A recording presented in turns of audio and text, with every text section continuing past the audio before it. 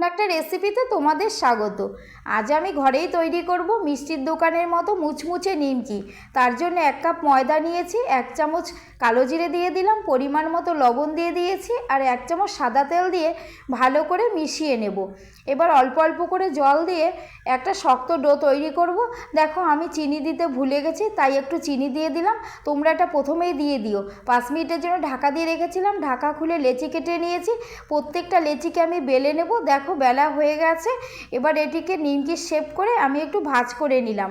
এদিকে কড়াইতে তেল গরম করে নিমকিগুলো তেলের মধ্যে দিয়ে দিলাম। উল্টে পাল্টে একটু লাল লাল করে ভেজে তুলে নেব। দেখো প্রত্যেকটা নিমকি আমার ভাজা হয়ে গেছে আর কতটা সুন্দর হয়েছে দেখতে, পুরো খাস্তা তৈরি হয়েছে। আমার এই রেসিপিগুলি তোমাদের কেমন লাগে?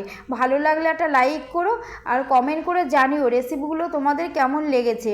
নতুন বন্ধুরা চ্যানেলে আসলে চ্যানেলটি সাবস্ক্রাইব করে আমার পাশে থেকো।